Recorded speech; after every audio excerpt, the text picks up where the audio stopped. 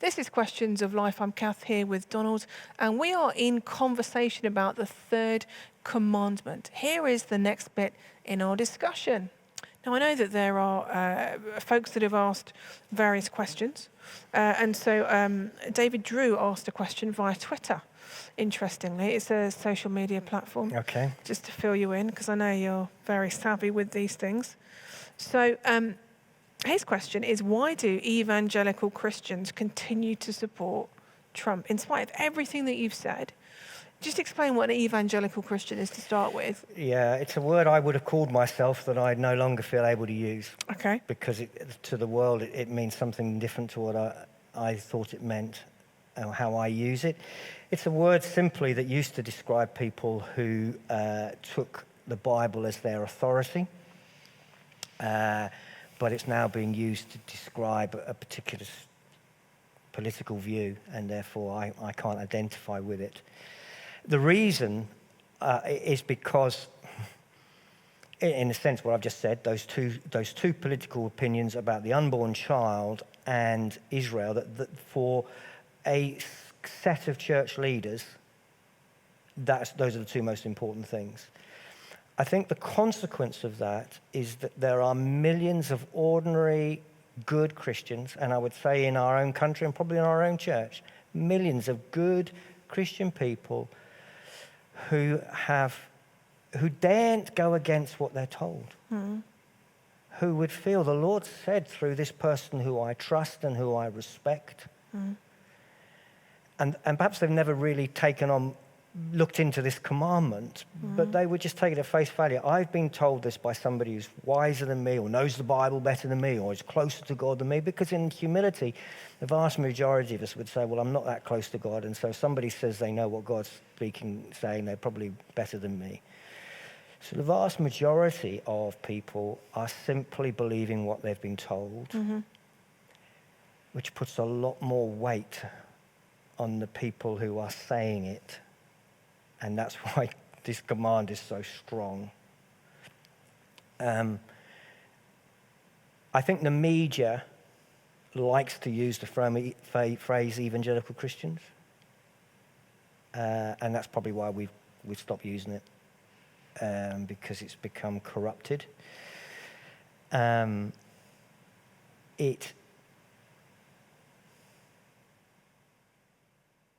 I think is worrying, and when we talked about truth, I got picked up on this by folks, and so I've been really careful what I say about this. What is worrying is that elements of white supremacy, elements of white racism support Trumpism. Now, I'll just leave it at that. I would be worried if I was a Christian if I was in the same queue as people who wanted to discriminate on colour. I would be really worried. And it's not really true to say that evangelicalism is white, but the media portrays it as that, and it's not really. It's made us out to look something that we're not. So that the answer to the question is why? It's because they've put the unborn child and the state of Israel, and they've said because the Republican Party is delivering the policies that we want primarily on those two issues, and sadly, I think slightly also on healthcare and on gun control, which I cannot understand how Christians go along with that. Those things have continued. What also is really, really clear is that there are many Christians and people who are frightened of Joe Biden and frightened of the Democratic Party. And they're really frightened. Now, I can't really understand how that's occurred other than through things that I don't think are true. And I know that in the past, people have been frightened of parties that I've voted for. And I think that I've learned that I don't want to vote out of fear.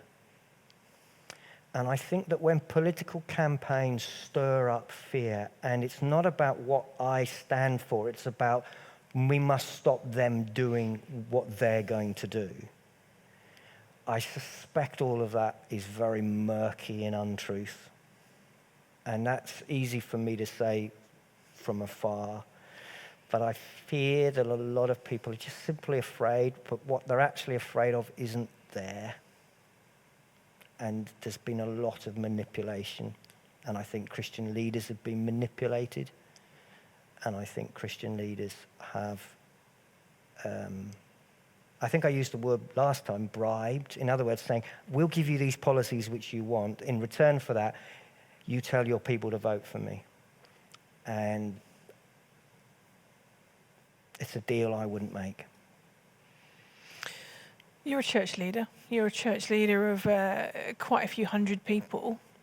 Do people look at you and take you at your every word? Do you feel a sense of responsibility to check what you say, to check the way that you say it, to make sure that you don't fall into some of these traps, that you give people freedom and choices? Is that something you've learned? It scares me, and I'm certain, and I can look back on my life where I've got close or broken. I've done things that were manipulative. It's when you feel something strongly, I can see how you get into it, and you start to manipulate. But I take very, very seriously that God says to me, do you know what? You said I thought this and I don't. Yeah. And I don't ever want to face God and him say, you misused my name. You attributed to me that I supported guns or that I support people being charged for health care or that I support abortion. And I, whatever it is, I don't want to be facing God and him saying, you misused my name. You gave people the impression that I stood for this. And this is the problem that has occurred, and this is where it goes back to this commandment, that if we use the phrase evangelical Christianity, a lot of people think they know what that stands for. That's for guys with masks and guns storming Capitol Hill. That's become associated with it, and God has been brought into it. And I think God would say, you've misused my name. And to be clear, it happens in other religion. It happens when there are atrocities, terrorist atrocities going on, and people are calling out the name of God or doing it in the name of... It's exactly the same thing of misusing God's name. It's saying, bringing God's character and saying, this is what God thinks and is. And we've gone beyond Scripture. We've gone beyond love your neighbour into make a cup of tea, give me £10,000. And just going back to some of the things that you were talking about, the whole life debate. Steve Evans has a question for us, and this is a really sensitive area. Recognise that it's not always, and I'll probably get many letters of complaints for saying this, it's not always as black and white as people think. Steve says this, evening both, regarding abortion. One of the commandments is thou shalt not kill. When God has blessed people with a child, is abortion then going against God's blessing and commandment? There are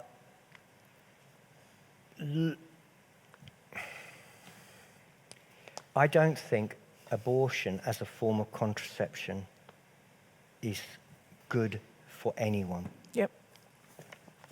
I think it damages the mother, emotionally and physically. So as a form of contraception, I don't think that's what God intends for humanity. Like all of these things, I'm very uncomfortable in singling that out as worse than other things. And that's the problem when you start to grade sins, and when you start to make it a political priority, you're starting to grade things. We're all sinners. Yeah. There are medical reasons where the life of the mother is at risk that are much more complicated than as you say, a black and white answer. I've supported one or two families through those kind of decisions. Yeah. And I don't think it's a place for me to judge or label or decide. I do think that every child is embraced by God. And that's another thing for another time. I don't think, I don't think God says, I don't think God punishing children or whatever. Yeah. I think, what I also think is the point at which life becomes life is complicated, whether it's after 30 seconds, 30 minutes, 30 hours, 30 days, 30 weeks. It's complicated. But I don't think abortion as a form of contraception is good for humanity. But I don't think blaming and prioritizing that as a sin is good for humanity either. I think a lot of people that don't use it as contraception but have to make that decision for the health of the mother or for a reason like that, they do not take that lightly. No, it's There's very painful. Great anguish, great pain. It's something that is deliberated about, is prayed and talked through. It's not a whim. No. And it stays with them. By the grace of God, you move on. But I don't think it's a choice that you would want anyone to have to make in that situation. It's horrendous. So I hope that answers your question, Steve. Thank you ever so much. Let's get back to blasphemy. Let's get back to taking the Lord's name in vain. Blasphemy. Talk to me a little bit about that. It's very common to hear people saying, "Oh God, sorry God." It's a common thing that we say. Is that wrong? Should we not say that? There are derivatives of it. Where do we stand with that and swearing as a whole? So my own view is that it is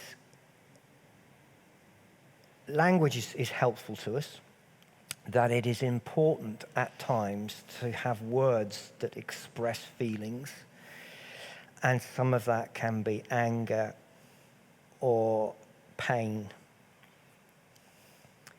I think that whatever words we use as an exclamation, as a release of pressure,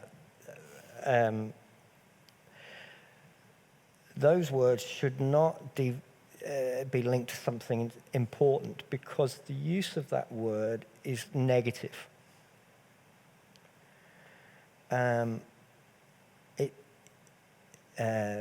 So if I drop something on my phone, I knocked over the water. Earlier, and I said shoot.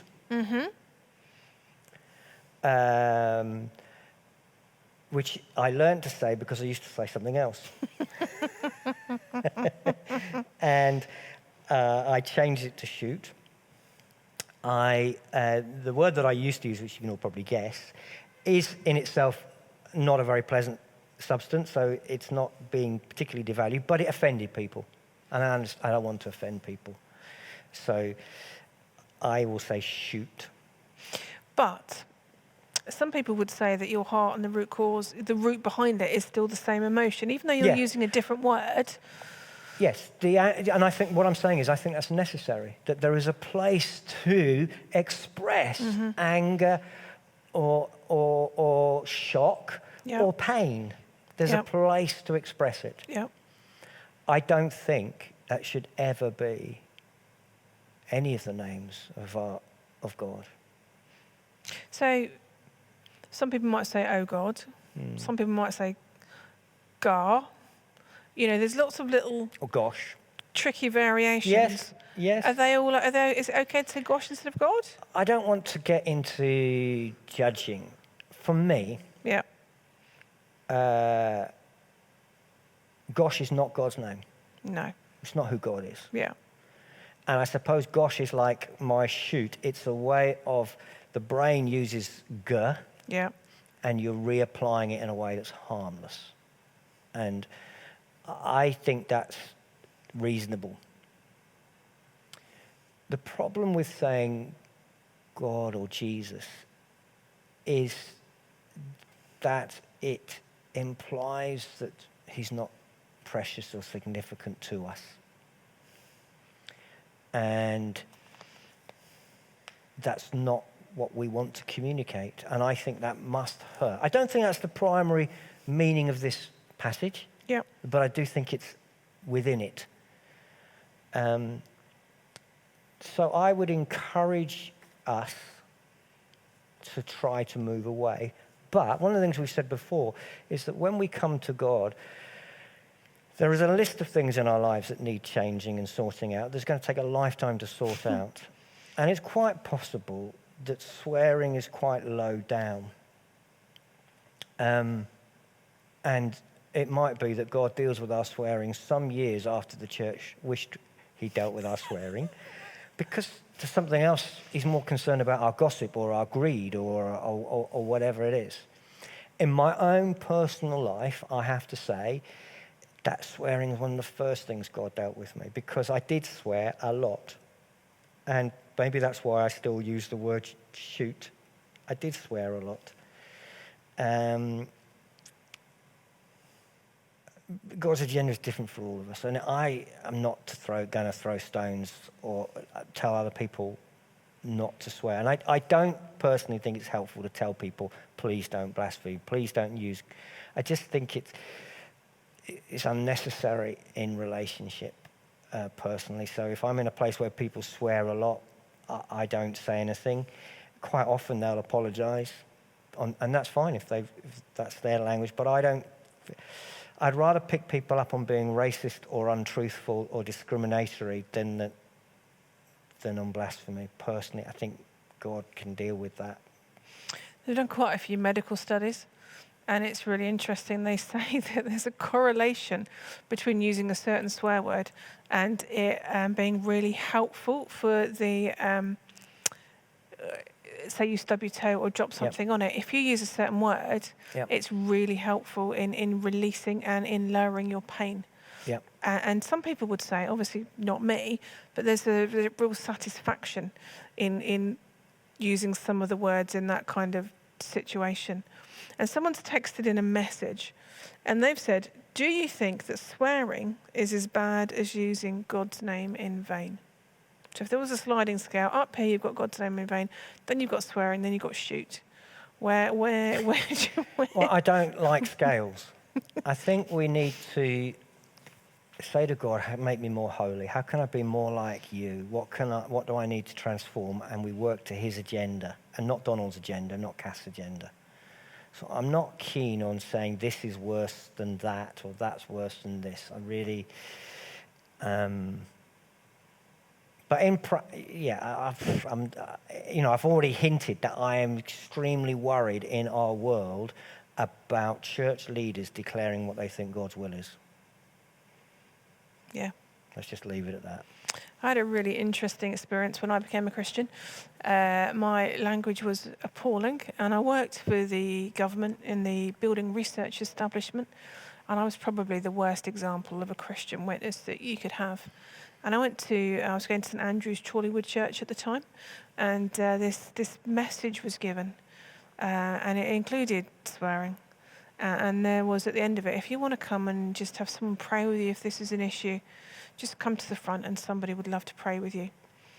And I knew that I should go to the front, and I sat there, I can't, it'd be embarrassing, I don't want to admit to this. Of all the things to not want to admit to in my life, that was not the biggest.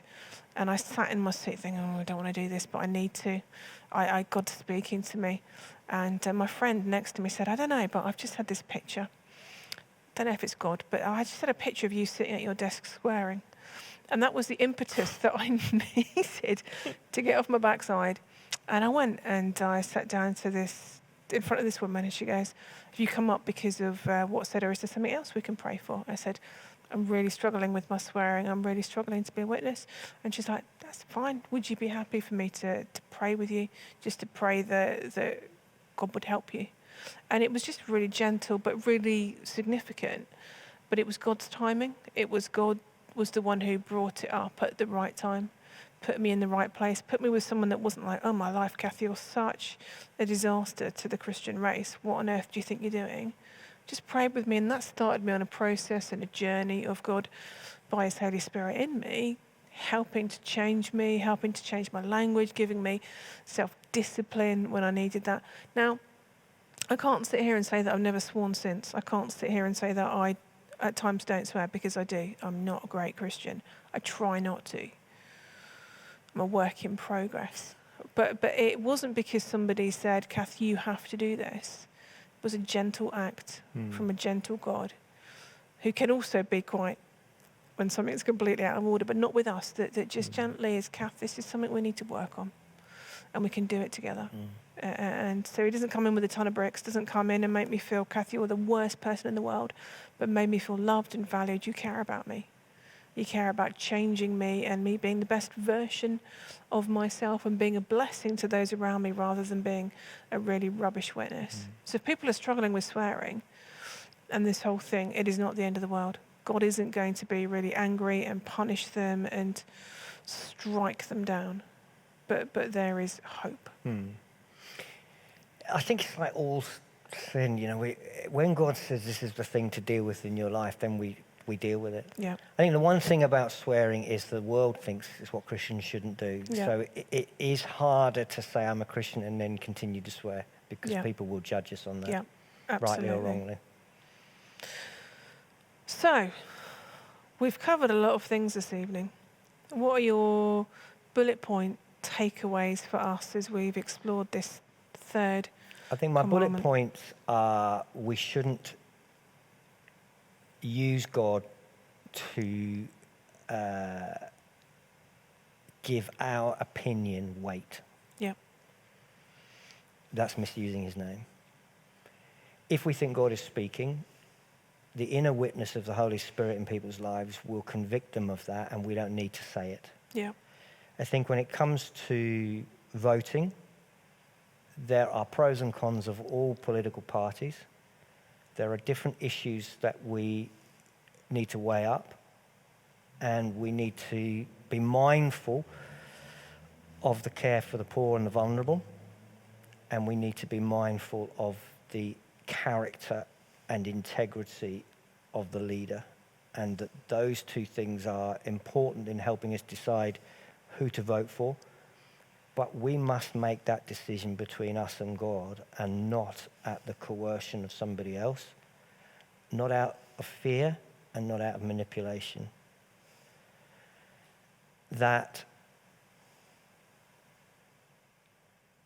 I think that's probably, is that a kind of summary? I think that's where I'm at, that I don't think it's right to say God says vote for this party. I'd throw in there, just as my last little hobby horse that I'm always on, pray for them. Yeah. Pray for our leaders. I've spent hours watching footage and reading about what happened in America last Wednesday. And I am convicted and challenged all the time to think, have I spent that much time in prayer? I want to find out what's gone on. There's just this need within me to know what's going on in the world. But do I spend as much time praying as I do looking at, well, he said this and she said that, and this is what they're going to do? Pray. They need our prayers. I think we really need to pray for America. I think it's an incredibly serious situation. Yeah. I think that what I would say, just straying into other areas, democracy is a safeguard, but it is completely dependent on truth. Yeah. And at the end of the day, you need some way of attesting truth. And so in the UK, if you do an advert that's deemed untrue, the Advertising Standards Agency will say that's not true. Yeah. If any of our national TV stations say something that is not true, the broadcasting watchdog or whatever it is will say that's not true. Yeah. If you say something that's not true about somebody, we have libel laws. So at the end of the day, you defend truth by saying there is a court that makes a decision that was or wasn't true. And therefore free speech always, always has to submit to truth-telling, which always submits to the independence of a judiciary. Mm-hmm. If your judiciary has decided that something is true or untrue, we have to go with that. Mm. And we can't continue to believe things that are coming from unregulated and unattributed sources. So there are places in the UK media that you can trust because there are watchdogs that look after them. And there are places in the internet world that nobody regulates. Mm-hmm. Say what you want. Say what you want. Yeah. My plea is listen to the people who are regulated, Mm-hmm. who are not funded by advertising and mysterious groups, but have to submit to laws of libel Yeah. and laws of misleading and laws of impartiality. We are privileged in the UK to have that application to our main media outlets. Please don't listen to unsubstantiated rumours that have gone to court and not won. Yeah. Yeah. Sorry. No, brilliant. Brilliant. Thank you guys ever so much for joining with us again. But for now, we'll say thank you ever so much. Have a good rest of your week and we'll see you soon. Goodbye. Cheerio.